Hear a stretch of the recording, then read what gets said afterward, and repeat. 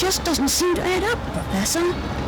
I honestly thought you were pulling my leg. The Nintendo DS's Sherlock Holmes-inspired and premier puzzle franchise returns with Professor Layton and the Unwound Future.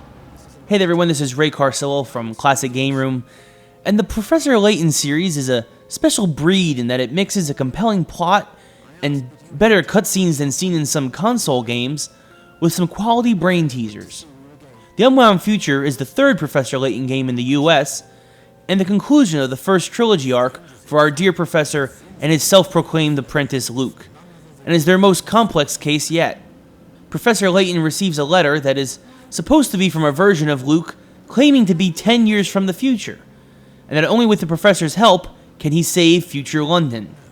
The Professor scoffs at the letter, but immediately recognizes it could be part of a much larger conspiracy due to the events that transpired in previous days around London. The Professor and Luke had attended a demonstration that was supposed to involve time travel from a renowned scientist named Dr. Stungun, but instead, the machine malfunctioned and caused a massive explosion, in which both Stungun and the Prime Minister of England, who was also in attendance, disappeared. Great name for a potential villain, Dr. Stungun. All he needs is an assistant named Pepper Spray now. Anyway, the letter the Professor receives instructs him and Luke to head to a clock shop in the center of town, and so the two head off to see if there is anything plausible to this time travel and figures that's the best place to start.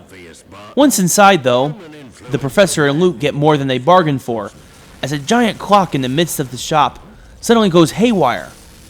And when the Professor and Luke exit the shop, they enter a familiar version of London, but very different from the one they're used to. Have the Professor and Luke actually traveled to the future? Only the brilliant Professor Layton will be able to crack this latest riddle. Honestly, I can't remember a puzzle series that worked so well and wrapped itself around such elaborate plots before. From simple riddles and maze work to complex mathematical equations, Professor Layton and the Unwound Future has puzzles to stump people of all ages and education levels. Over 165 puzzles are included in the game, by far the most yet in a Professor Layton title, including bonus puzzles after beating the game, all done by expert Japanese puzzle master Akira Tago. And on top of the awesome puzzles the game is shipped with, you can download new puzzles every week via Nintendo Wi-Fi, which gives the game some surprising replay value even after beating the main story if you're just a puzzle freak. That should do the trick.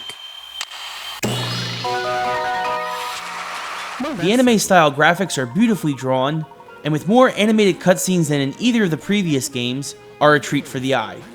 Rounding out the very impressive peripherals for a DS game, the music and voice acting are also top-notch. All previously established character actors return, along this time with Yuri Lowenthal, of Prince of Persia fame, to play future Luke. My only problem with Professor Layton was that the puzzles seemed to crop up at weird times and slowed down the pace of the story. You're suddenly confronted by thugs who want to tear you limb from limb, but instead, they throw at you a numbers puzzle. You see a banana peel on the ground and want to throw it away, but you need to solve a puzzle on how to get to the garbage can. And the story was so good that these extra puzzles just felt unwanted and really unnecessary. Still though, as someone whose experience with hardcore puzzle games really doesn't extend beyond variations of Tetris, a great plot with plenty of twists and turns worthy of a mystery game, and a tremendous variety of fun and challenging puzzles makes Professor Layton and the Unwound Future a game that even the most casual of puzzle fans should pick up.